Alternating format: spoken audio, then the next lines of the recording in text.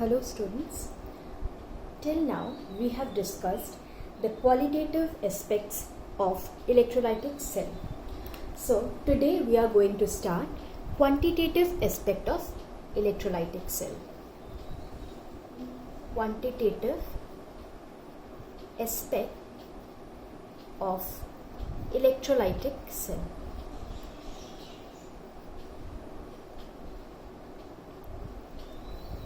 Now, quantitative aspects of electrolytic cell means how much.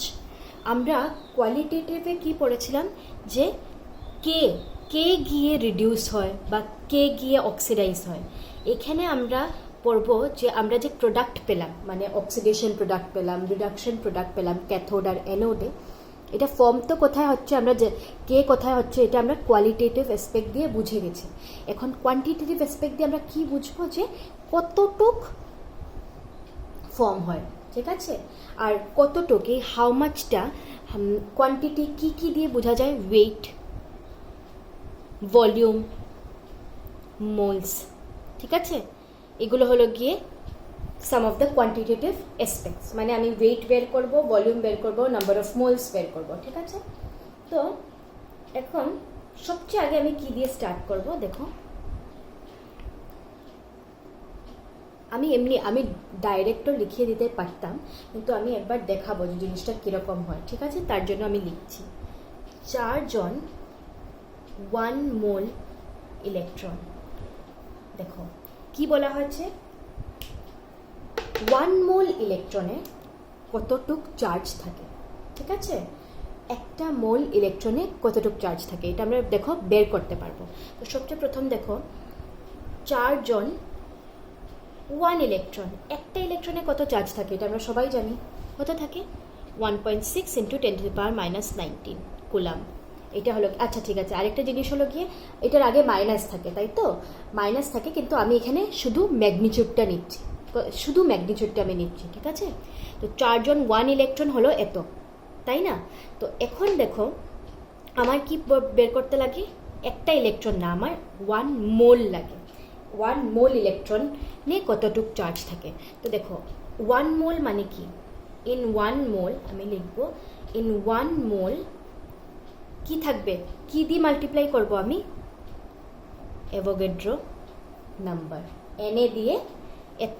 1 মোল দেখো charge on 1 electron হলো গিয়ে এত, আর 1 মোল মানে কত, একটা ইলেকট্রন, তো একটা ইলেকট্রন কি আমি কি দিয়ে মাল্টিপ্লাই করলাম, অ্যাভোগাড্রো নাম্বার দিয়ে, ঠিক আছে। এনএ ইন্টু 1 মোলে কতটা ইলেকট্রন থাকবে, একটা ইলেকট্রনের জন্য আমি বের করলাম 1 মোলে কয়টা ইলেকট্রন থাকবে, এনএ ইন্টু এতটা ইলেকট্রন থাকবে। এখন দেখো তো আমি কি জানি একটা ইলেকট্রনে কতটুকু চার্জ আছে জানি, এখন 1 মোলের জন্য আমার কি করতে লাগবে, তো আমি কি বের করতে পারি, 4 জন 1 মোল ইলেকট্রন কত, এন এর সাথে মাল্টিপ্লাই, এনে কত 6.022 × 10⁻23 ইন্টু কি করব আমি, ইলেকট্রনের চার্জ 1.6 × 10⁻⁻19, ঠিক আছে, কুলাম। এখন দেখো এটা ক্যালকুলেট করার পরে যেটা আমি ক্যালকুলেশন পার্ট করব, দেখবে আসবে আনসার অ্যারাউন্ড 96486, ঠিক আছে। তো আমরা ক্যালকুলেটিভ পার্টে যখন আসি তখন আমাদের ইজের জন্য, জাস্ট ইজের জন্য আমরা কি লিখতে পারি, এটা অলমোস্ট ইকুয়াল টু 96500, ঠিক আছে। ভেরি ভেরি ইম্পর্টেন্ট, যতগুলো নিউমারিক্যাল করব আমরা পরে দেখবে এটার ইউজ আসে যে চার্জ অন 1 মোল ইলেকট্রন কত, ঠিক আছে। তো আমি কীরকম ডিরাইভ করলাম জিনিসটা, আমি ডাইরেক্ট তোমাদেরকে কিন্তু বলতে পারতাম যে charge on 1 mole of electron is equal to this, কিন্তু আমি একবার তাও ভাবলাম যে দেখিয়ে দিই যে কীরকম হয়, ঠিক আছে, তার জন্য আমি এটা দেখালাম। তো দেখো এখন আমরা কি করব, কোয়ান্টিটেটিভ অ্যাসপেক্ট করবো, তাই তো। এটা একটা ইম্পর্টেন্ট টপিক ছিল এটায় যাওয়ার আগে, তো এটা তোমরা স্ক্রিনশট নিয়ে লিখে নাও। এখন দেখো আমি স্টার্ট করব কি দিয়ে, কোয়ান্টিটেটিভ অ্যাসপেক্ট পড়বো। তো সবচেয়ে আগে আমি ডিসকাস করব, আমি দুটো ল ডিসকাস করব, কিন্তু সবচেয়ে ফ্যারাডের দুটো ল আছে, তো সবচেয়ে আগে আমি ডিসকাস করব ফার্স্ট ল, ওইখান থেকে দেখবে কি ডিরাইভেশন আসে, ঠিক আছে? ফ্যারাডেজ ফার্স্ট ল, এটা দিয়ে আমি স্টার্ট করলাম। তো দেখো ফ্যারাডের ফার্স্ট ল কি বলে, ধরো আমি আগেও তোমাদেরকে ইলেকট্রোলাইটিক সেল কীরকম হয়, যে কোনো একটা আমরা ইলেকট্রোলাইট নেব, ওই ইলেকট্রোলাইটটা নিয়ে দুটো ইলেকট্রোড ডিপ করব, ক্যাথোড আর অ্যানোড, আর ওইটাকে কি করব, ওইটাকে দিয়ে কারেন্ট পাস করব, তাই তো? তো এটাকেই বলা হয় electrolytic sell.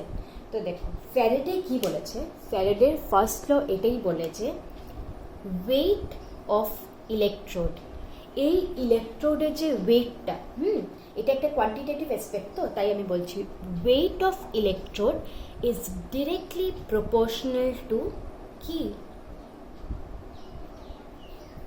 Charge flowing through the কি সার্কিট। এটা একটা সার্কিট, তো এটা একটা সার্কিট, তো এই সার্কিটে কতটুক চার্জ ফ্লো হচ্ছে ওইটা ডিরেক্টলি প্রপোর্শনাল টু কি, ওয়েট অফ ইলেকট্রোড। এই ইলেকট্রোডে কতটুক ওয়েট আছে এটা directly proportional to charge flowing through. আচ্ছা আরেকটা জিনিস, চার্জ মানে কি, আমি কত কারেন্ট পাস করলাম কত সময়, ঠিক আছে? চার্জের এটা হলো গিয়ে কি, এরকম আমি চার্জ বের করতে পারি যে আমি কতটুক কারেন্ট আই টাইম টি, আমি কতটুক কারেন্ট পাস করলাম আর কত সময় পাস করলাম, ওইটাই charge. Q is equal to I into T, ঠিক আছে? এটা ইম্পর্টেন্ট। তো দেখো ফ্যারাডের ল বলে যে W is directly proportional to Q, হ্যাঁ, weight of electrode is directly proportional to charge flowing in the circuit, ঠিক আছে? এখন দেখো আমরা ম্যাথমেটিক্স থেকে জানি যে আমার যদি প্রপোর্শনালিটি কনস্ট্যান্ট উঠাতে লাগে তাহলে আমি কি করি, একটা আমার যদি প্রপোর্শনাল ইয়েটা উঠাতে লাগে তাহলে আমার একটা প্রপোর্শনালিটি কনস্ট্যান্ট দিতে লাগে। তো আমি এখানে প্রপোর্শনালিটি কনস্ট্যান্ট দেবো জেড আর কি ইন্টু কিউ থাকলো, ঠিক আছে? এটা প্রপোর্শনালিটি কনস্ট্যান্ট, এটা আমরা নাম্বার 1 ইকুয়েশন দিয়ে দিই, ঠিক আছে? নাও জেড কি এখানে কেমিক্যাল ইকুইভ্যালেন্ট কনস্ট্যান্ট, ঠিক আছে? Z is equal two chemical equivalent constant, right? এটা হয়ে গেল। এখন দেখো এটা আমরা এতটুকু পড়ে নিলাম। এখন এখান থেকে আমাকে যদি বলে যে জেড আমি কীরকম বের করবো, জেড কি হবে, ডাব্লিউ বাই কিউ, দেখা যাচ্ছে Z is W by Q. তো দেখো এখন আমি একটা সিম্পল ডেফিনেশন দিচ্ছি। লেট ধরো আমি কি করলাম, সার্কিটে 1 কুলম চার্জ পাস করলাম, ধরো আমি সার্কিটে 1 কুলম চার্জ পাস করলাম। যদি এটা 1 কুলম হয় তাহলে কি হবে, Z is equal two W হয়ে যাবে। তো এটার মানে কি হলো, যখন আমি সার্কিটে 1 কুলম চার্জ পাস করবো, এখানে যদি 1 বসাই তাহলে কি হবে, Z is equal two W হবে, তাই তো? তো এটার কি ডেফিনেশন হলো যে যখন আমি 1 কুলম চার্জ একটা ইলেকট্রিক্যাল সার্কিটে পাস করলাম, ইলেকট্রোলাইটিক সেলের মধ্যে পাস করলাম, তখন আমার ইলেকট্রোডের যে ওয়েটটা থাকবে ওইটাই ইকুয়াল টু কি হবে, কেমিক্যাল ইকুইভ্যালেন্ট কনস্ট্যান্ট। ওকে, ভেরি ইম্পর্টেন্ট, ঠিক আছে? এখন এটার হয়ে গেল ডেফিনেশন, এবং আমি এক্সাম্পল দিয়ে বুঝাচ্ছি। ওকে, দেখো এখন সবচেয়ে আগে একটা এক্সাম্পল নিলাম, ধরো তো ওইটার মধ্যে ধরে নিলাম Na পজিটিভ একটা কি ক্যাটায়ন, তো ক্যাটায়ন কিসে মুভ করে, ক্যাথোডে। আমরা সবাই জানি ক্যাটায়ন কোথায় মুভ করে, ইলেকট্রোলাইটিক সেলে ক্যাথোডের দিকে। কেন, কারণ ওইখানে কি হয়, রিডাকশন হয়, তাই তো? এটা আর দেখো কি আমি রিয়াকশনটা দেখবো, Na পজিটিভ ক্যাটায়নটা কি করে, ওই ক্যাথোডের মধ্যে যে ইলেকট্রনগুলো থাকে ওইখান থেকে কয়টা ইলেকট্রন নেয়, একটা ইলেকট্রন নিয়ে কিসে ট্রান্সফর্ম হয়ে যায়, নিজে সোডিয়াম, ঠিক আছে? এখন দেখো সবাই স্টোইকিওমেট্রি পড়ে এসছো, হ্যাঁ ঠিক, এর সাথে ফার্স্ট চ্যাপ্টার ছিল ক্লাস 11-এ বেসিক কনসেপ্টস অফ কেমিস্ট্রি। ওইখানে স্টোইকিওমেট্রি মানে একটা ভালো কনসেপ্ট দেওয়া হয়। তো এখান থেকে দেখো এই যে সেটা যে লিখেছি আমি, এটার থেকে আমি কি লিখতে পারি, সবটার আগে 1 তো দেখো 1 mole electron is equivalent to 1 mole electron, তো এখানে একটা, এদিকে একটা ইলেকট্রন, তো 1 mole electron is equal to কি 1 মোল অফ সোডিয়াম। এটা আমি লিখতে পারি, তো দেখো ক্লিয়ার তো, 1 তো সব কিছুর আগে, তো 1 mole electron is equal to 1 mole sodium. স্টোইকিওমেট্রির জন্য এটা লিখলাম। এখন দেখো 1 মোল ইলেকট্রন আমি আগেই বলেছিলাম, এটা পরে তোমাদের ইউজ হবে। 1 মোল ইলেকট্রনে কতটুক চার্জ থাকে? 1 মোল ইলেকট্রনে কতটুক চার্জ আমরা বের করেছিলাম না একটু আগে, 96500 কুলাম। ঠিক আছে, এতটুক চার্জ থাকে। আর 1 মোল সোডিয়াম মানে কতটুক, ওয়েট কতটুক, 23 গ্রাম। 1 মোল সোডিয়ামে 23 গ্রাম, মানে ওইটা ধরো অ্যাটমিক মাস যেটা, সোডিয়ামের অ্যাটমিক মাস কত, 23, তাই ঠিক আছে। 1 মোল যে কোনো এলিমেন্টে এতটুকু ওয়েট থাকে, এটা আমরা বুঝলাম। এখন দেখো আমি কি বলেছিলাম যে এটা কি, তার মানে কি এতটুক চার্জ ইজ ইকুইভ্যালেন্ট টু এতটা কুলাম্বে এত গ্রাম আছে। 96500 কুলাম্বে এত গ্রাম হয়, ঠিক আছে। এখন 1 কুলাম্বে কতটুক হবে? 1 কুলাম্বে, এটা চার্জ তো, 1 কুলাম্বে কতটুক হবে? 23/96500 হবে তো, এটা হলো, ঠিক আছে। এখন দেখো 1 কুলাম্ব, আমি আগেই বলেছিলাম 1 কুলাম্ব যখন আমি চার্জ ফ্লো করাই, তো ওইটাকে আমি কি বলি, জেড বলি। তো কিসের, এই জেডটা কিসের জন্য? সোডিয়ামের জন্য, ঠিক আছে। জেডটা কি ছিল আমাদের? ইকুইভ্যালেন্ট কনস্ট্যান্ট ছিল, কেমিক্যাল ইকুইভ্যালেন্ট কনস্ট্যান্ট। আমি আগেই বলেছিলাম যখন চার্জ 1 কুলাম ধরা হয় তখন জেড ইজ ইকুয়াল টু কি হয়, ওয়েটের সমান হয়ে যায়। ওয়েট, যতটুক ওয়েট আছে ইলেকট্রোডে পার কি চার্জ কত, 1 কুলাম। হ্যাঁ, তার জন্য আমি লিখতে পারি Z N A equal to this. এখন দেখো এটা থেকে আরেকটা জিনিস, এটা এতটুকু টু 23/96500, তো আমি এখানে ইন্টু 1 লিখে দিলাম। এটা কোনো এই এর সাথে কোনো ডিফারেন্স আনবে, এটা আনবে না। তো এখন আমি কেন লিখেছি এটা আমি পরে বুঝাবো। এই 1টা হলো গিয়ে এন ফ্যাক্টর অফ সোডিয়াম। আমি আগে এন ফ্যাক্টর তোমাদেরকে পড়িয়ে নিচ্ছি। আমি তখন বলেছিলাম যে N factor is very very important in electrochemistry. হ্যাঁ, যে কোনো নিউমারিক্যাল সলভ করার জন্য আমার এন ফ্যাক্টরের অনেক ইউজেস আছে, ঠিক আছে। তাই আমি এন ফ্যাক্টর আগে পড়িয়ে নিয়েছি। এন ফ্যাক্টর আমি কি বলেছিলাম, যে ভ্যালেন্সি, আউটার মোস্ট শেলে যতটা ইলেকট্রনস আছে, ভ্যালেন্সি যত হয় ফ্রি স্টেটে, ওইটাই ওই এলিমেন্টের এন ফ্যাক্টর হয়। তো সোডিয়ামের কত, এন ফ্যাক্টর 1, ঠিক আছে। এই জন্য আমি লাস্টে একটা জেনারেলাইজড ফর্মুলা বের করব, তার জন্য আমি ইন্টু 1 করে লিখলাম, ঠিক আছে। এখন দেখো আরেকটা এক্সাম্পল দিচ্ছি, যেটার পরে পুরো ক্লিয়ার হয়ে যাবে এই কনসেপ্টটা। আরেকটা এক্সাম্পল নিলাম, ধরো Mg ডাইপজিটিভ, ঠিক আছে। Mg ডাইপজিটিভটা কি, একটা ক্যাটায়ন। এটা কিসে হবে, এটা কোথায় যাবে, ক্যাটায়ন কোথায় যায়, ক্যাথোডে যায়। আর ক্যাথোডে কি গিয়ে কি হয়, রিডাকশন হয়। আর রিডাকশন মানে কি, গেইন অফ ইলেকট্রনস। তো Mg ডাইপজিটিভ কি করে, দুটো ইলেকট্রন গেইন করে আর নিজে কিসে চেঞ্জ হয়ে যায়, Mgতে, ঠিক আছে। এখন এটার জন্য আমি কি করব, জেড বের করব, মানে কেমিক্যাল ইকুইভ্যালেন্ট কনস্ট্যান্ট বের করব। দেখো সবচেয়ে আগে এখানের মধ্যে আমি স্টোইকিওমেট্রি মেনটেন করব। আমি দেখো এটার মধ্যে কি হলো, দুটো ইলেকট্রন, কিন্তু এখানে এদিকে কি আছে, দুটো ইলেকট্রন আছে। তার মানে আমি ফার্স্ট লাইন কি লিখবো, 2 মোলস অফ ইলেকট্রনস।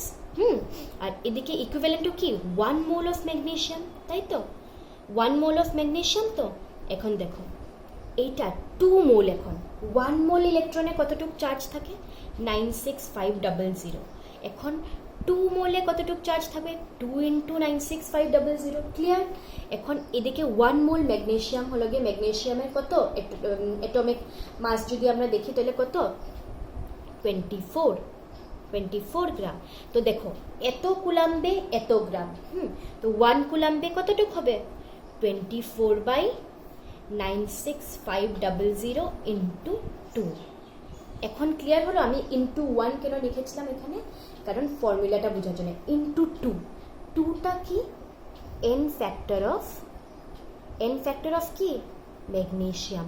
আর এইটা ইজ ইকুয়াল টু কি, জেড, মানে কি, কেমিক্যাল ইকুইভ্যালেন্ট কনস্ট্যান্ট। কেন? আমি কারণ এখানে চার্জ কত পাস করিয়েছি, 1 কুলাম। 1 কুলামের জন্য আমি যখনই ওয়েট বের করব ওই ওয়েটটা হবে জেড এর সমান। ঠিক আছে, আমি আগেই ডেফিনেশন বলে দিয়েছিলাম। তো এটা জেড কিসের জন্য? ম্যাগনেসিয়ামের জন্য। ঠিক আছে, এটা হলো। এখন দেখো এই দুটো যে আমি লিখলাম ফর্মুলা, এখান থেকে যে আমি জেড বের করলাম, তো একটা জেনারেলাইজড একটা ফর্মুলা বেরিয়ে যায়। এটা দেখেই আমরা বুঝতে পারছি এটার।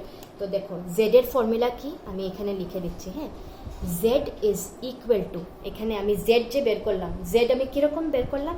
সবচেয়ে আগে দেখো উপরে যেটা, উপরে কি, ধরো এখানে তো আমি এটম নিয়েছি, তো একটা অ্যাটমিক মাসও হতে পারে, মলিকুলার মাসও হতে পারে, যে কোনো একটা হবে। ধরো আজকে আমি Cl2 নিলাম, ক্লোরিন গ্যাস যদি থাকে তখন কিন্তু মলিকুলার মাস হতো। ঠিক আছে, এখানে সোডিয়াম নিয়েছি তাই অ্যাটমিক মাস বা মলিকুলার মাস ডিভাইডেড বাই কত, 96500 ইন্টু কি, এন ফ্যাক্টর। ঠিক আছে, খুব ইম্পর্টেন্ট। স্টার মার্ক দিয়ে রাখলাম। এই ফর্মুলাটা খুবই বেশি ইম্পর্টেন্ট। তো দেখো আমি এই ফর্মুলা দিয়ে কি ক্যালকুলেট করে নিলাম, জেড ক্যালকুলেট করে নিলাম। ঠিক আছে, এখন জেড ক্যালকুলেট করলাম তো, আর আমার ওয়েট যদি বের করতে লাগে, আমি আগেই ওয়েটের কি ফর্মুলা বলেছিলাম, ফ্যারাডের ল থেকে weight is equal to Z into Q. ঠিক আছে, এই দেখো W ইজ ইকুয়াল টু কত, জেড ইন্টু কিউ। আমরা কোথা থেকে জেনেছিলাম? ফ্যারাডেস ফার্স্ট ল থেকে, তাই তো? তো দেখো এখন আমার যদি জেড আমার কাছে আছে তো আমি W বের করতে পারি। কীরকম? আচ্ছা এখানে আমি দেখাচ্ছি, এখন আমি এটা মুছে দিই, এখানে আমি দেখাচ্ছি। ঠিক আছে, এইটা আমি জেডের একটা, আমি এই দুটো এক্সাম্পল কেন দিয়েছিলাম? যাতে আমি জেনারেলাইজড একটা জেডের ফর্মুলা বের করি। এই যে আমি জেডের ফর্মুলা বের করলাম। ঠিক আছে, এখন দেখো এখানে আসছে W কীরকম ক্যালকুলেট করি, আমি কি বলেছি, জেড ইন্টু কি, কিউ। ঠিক আছে, এখন জেড ইন্টু কিউ আমি জেডের ভ্যালুটা বসিয়ে দিই। ঠিক আছে, এখানে আমি দেখো এখানে আমি মলিকুলার মাসই লিখলাম। হ্যাঁ, যে কোনো অ্যাটমিক মাসও হতে পারে, মলিকুলার মাস ডিপেন্ড করবে আমি একটা অ্যাটম নিয়েছি না মলিকুল নিয়েছি। আমি দুটো করে লিখছি না, একটাই লিখছি। দেখো জেড এর ভ্যালু সবচেয়ে আগে, মলিকুলার মাস বাই কত, 96500 ইন্টু কি, এখানে এন ফ্যাক্টর। ঠিক আছে, এন ফ্যাক্টর। আর এখানে কি ক্যালকুলেট করছি, ডাব্লিউ, তো ইন্টু কি হবে, কিউ। ঠিক আছে, এখন দেখো আরেকটা জিনিস, কিউকে কি লেখা যায়? আমি আগেই বলেছিলাম, কিন্তু এই জন্য আমি প্রথম থেকে সব কিছুর ফর্মুলা দিয়ে আসছি। এন ফ্যাক্টর, আর এখানে কি হলো, কিউকে কি লেখা যায়? আমরা কি লিখতে পারি, I into T, current into time লিখতে পারি। তো এটা হয়ে গেল। এখন দেখো আমি তো সলিউশন চ্যাপ্টার তোমাদেরকে পড়াইনি, তোমাদেরকে অন্য কেউ পড়াবে, তো অন্য কোনো প্রফেসর পড়াবেন। তো সলিউশন যদি তোমরা পড়েছো তাহলে সলিউশন থেকে, সলিউশন চ্যাপ্টারে একটা জিনিস, একটা ফর্মুলা অবশ্যই জানবে, যে molecular mass by N factor. এই যে মলিকুলার মাস বাই এন ফ্যাক্টরকে আমরা ইকুইভ্যালেন্ট মাস বলি। কি বলি? দেখো molecular mass by N factor is equal to equivalent mass বলা হয়। তাহলে আমি এটাকে কি লিখতে পারি এখানে, equivalent mass into I into T by 96500। ঠিক আছে, আমি কি লিখলাম, মলিকুলার মাস বাই এন ফ্যাক্টরকে আমি ইকুইভ্যালেন্ট মাস লিখে দিলাম, আই ইন্টু টি লিখলাম, 96500 লিখলাম। ঠিক আছে, এটা ক্লিয়ার? এখন দেখো আরেকটা জিনিস কি করা যায়, এখানে এগুলো ডাব্লিউ, তো এটা তো ডাব্লিউ ছিল, এটা কিন্তু একটা ইম্পর্টেন্ট এসে, যদি ধরো আজকে তোমাদেরকে একটা কোয়েশ্চেন দিল যেটার মধ্যে মানে কোয়েশ্চেনে দেওয়া ইকুইভ্যালেন্ট মাস দেওয়া, তখন তুমি এই ফর্মুলা দিয়ে, মানে প্রত্যেকটা ফর্মুলাই কাজে আসবে। ঠিক আছে, আমি প্রত্যেকটার জন্য কি কি পসিবল ফর্মুলাস আছে আমি দেখাচ্ছি। এখন দেখো এখান থেকে আমি কি লিখতে পারি, এইটাতে আমি কি লিখতে পারি, ডাব্লিউ বাই, এদিকে যদি মলিকুলার মাস নিয়ে আসি, ডাব্লিউ বাই কি, মলিকুলার মাস, তাইলে এটা এখানে আনলাম তো নিচে মলিকুলার মাসটা, তাহলে এটাকে কি লেখা যায়, I into T by 96500 into N factor. এটা এখান থেকে ডিরাইভ করলাম। হ্যাঁ, আমি প্রত্যেকটা পসিবিলিটি দেখিয়ে দিচ্ছি। কোয়েশ্চেনে যা ভ্যালু দেওয়া থাকবে ওইটাই তুমি ইকুয়েশনে বসিয়ে দিবে, যে ইকুয়েশনে কাজ করবে। ঠিক আছে, এখন দেখো এটা আসলো আরেকটা। এখন সেম জিনিস সলিউশনে পড়বে তোমরা, যে given mass by molecular mass. Very important, given mass by molecular mass, হ্যাঁ, এইটাকে বলা হয় মোলস, এন, ঠিক আছে, এটাকে কি বলা হয়, N. Given mass by molecular মাসকে এন বলা হয়। তো N is equal to I into T, current into time, by 96500 into কি, এন ফ্যাক্টর। ওকে, তো দেখে নাও, এটা সবচেয়ে ম্যাক্সিমাম জায়গায় আমি যেগুলো সলভ করাবো আমি এই ফর্মুলাটাই ইউজ করব, ঠিক আছে। যে কি আমার কারেন্ট ধরো দেওয়া থাকলো, টাইম দেওয়া থাকলো, আর আমাকে নাম্বার অফ মোলস বের করতে দিয়েছে, তখন আমি এই ফর্মুলাটাই ইউজ করব। তো দেখো, আমি যখন তোমাদেরকে আগে পড়িয়েছিলাম তখনই আমি বলেছিলাম, একদম সেকেন্ড লেকচার বা ফার্স্ট লেকচারেই আমি বলেছিলাম যে এন ফ্যাক্টর কিন্তু অনেক ইম্পর্টেন্ট রোল প্লে করবে while we study কি, ইলেকট্রোকেমিস্ট্রি। তো দেখে নাও, এখানে কিন্তু সব কিছু কিসের খেলা, এন ফ্যাক্টরেরই খেলা, ঠিক আছে। ক্লিয়ারলি দেখা যাচ্ছে যে এন ফ্যাক্টরেরই খেলা সব কিছু, এন ফ্যাক্টর অনেক ইম্পর্টেন্ট। তাই যারা যারা এখনও ওই ভিডিওটা দেখোনি, এন ফ্যাক্টর কীরকম বের করতে লাগে কাইন্ডলি দেখে নাও, কারণ এন ফ্যাক্টর কিন্তু খুবই ইম্পর্টেন্ট। আর এই প্রত্যেকটা ইকুয়েশন ইকুয়ালি ইম্পর্টেন্ট, ভালো করে একটা জানলে দেখো অন্য ডিরাইভ করা যাবে, ঠিক আছে। তো এটা ভালো করে তোমরা লিখে নাও। এখন দেখো, এটার থেকে আমি একটা জিনিস তোমাদেরকে এখানে লেখাচ্ছি, এই লাস্ট এই ফর্মুলাটা, এটা আমি আবার লিখছি উপরে, কারণ এটার থেকে একটা ইম্পর্টেন্ট আরেকটা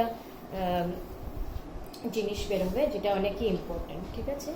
তো আমার লাস্ট ফর্মুলা কি ছিল, N, number of moles is equal to I into T divided by কি 96500 ইন্টু কি লাস্টে এন ফ্যাক্টর, ঠিক আছে। এটা পেয়েছিলাম তো।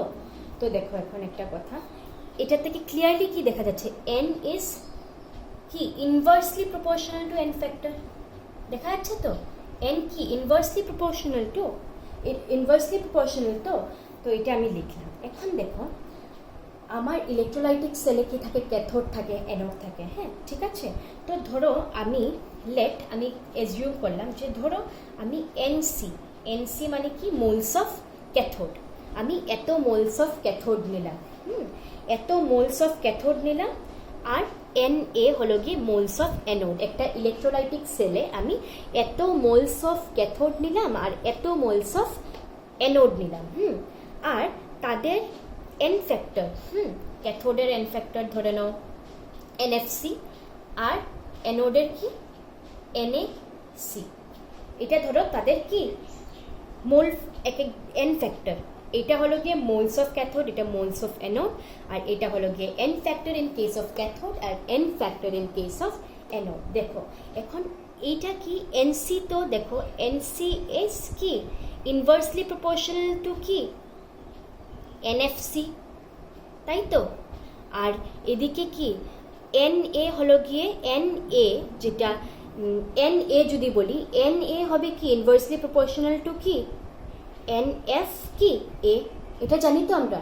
তো এই দুইটার থেকে দেখো, যদি আমার এনসি বাই এন এ বের করতে লাগে, মানে number of moles of cathode divided, ratio in between number of moles of cathode আর নাম্বার অফ মোলস অফ কি অ্যানোড প্রোডাক্ট, এত মোলস অফ ক্যাথোড প্রোডাক্ট, এত মোলস অফ অ্যানোড প্রোডাক্ট, তাহলে কি আসবে এনসি বা এটা যদি দেখতে লাগে, এদিকে কি উপরে কি যাবে, এনসি বাই এনএ যদি হয়, এনএফসি নিচে ছিল, এনএফসি উপরে চলে যাবে, আর এটা এনএফএ, ঠিক আছে। এটাও অনেক ইম্পর্টেন্ট এই রিলেশনটা, ঠিক আছে, অনেক জায়গায় ইউজ হবে। এটাকে স্টার দিয়ে আরেকটা ইকুয়েশন নাম্বার, আমি যতগুলো ইকুয়েশন দিয়েছি তোমরা সিরিয়াল ওয়াইজ নাম্বার দিয়ে দিও, হ্যাঁ, এক একটা, যেগুলো যেগুলো ইম্পর্টেন্ট আমি বলেছিলাম এগুলো, ঠিক আছে। তো এইগুলোই মেইন। আচ্ছা, তিনটা সবচেয়ে ইম্পর্টেন্ট আজকে আমি যা যা পড়লাম আমরা, ওইটার মধ্যে আমি মোস্ট 3 ইম্পর্টেন্ট যেগুলো ইকুয়েশন ছিল আমি লিখিয়ে নিই একবার। ফার্স্ট তো দেখো ইকুয়েশন যেটা আমরা ফ্যারাডের ল থেকে পেয়েছিলাম, যে ডাব্লিউ ইজ ইকুয়াল টু কি, W is equal to Z into Q, ঠিক আছে। এটা নাম্বার 1 দিয়ে দাও, ঠিক আছে, এটা ইম্পর্টেন্ট।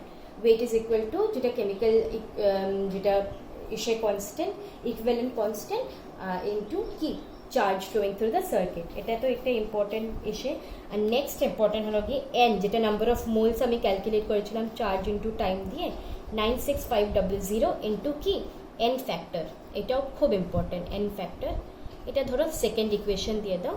আর লাস্ট আমি যে এইমাত্র ডিসকাস করলাম যে এনসি বাই এন এ, যেটা ইজ ইকুয়াল টু কি এনএফএ বাই এনএফসি। হ্যাঁ, এটা আমি মেবি আগে যেটা লিখেছিলাম এটা মেবি দেখে নিও তো একবার তোমরা, এই জিনিসটা যখন ডিরাইভ করেছিলাম দেখো ক্লিয়ারলি। হ্যাঁ, এনসি হলো গিয়ে কি, যে এনসি ইজ ইকুয়াল টু, আমি আরেকবার মেবি আমি ভিডিওতে আমি আগে থেকে বলে দিচ্ছি, মেবি লাস্ট টাইম আমি যখন লিখেছিলাম এটা ভুল লিখেছিলাম। এনসি দেখো ইজ ইনভার্সলি প্রপোর্শনাল টু কি এনএফসি, আর এন ইসে হলো গিয়ে এন এ হলো গিয়ে কি ইনভার্সলি প্রপোর্শনাল টু এনএফএ, তাই তো? তো এখন মেবি আমার এখন মনে হলো, আমি যখন এখন লিখছি তো আমার লাগলো মেবি লাস্ট যে এই যে জাস্ট 3-4 মিনিট আগে আমি বললাম মেবি আমি উল্টাটা লিখেছি।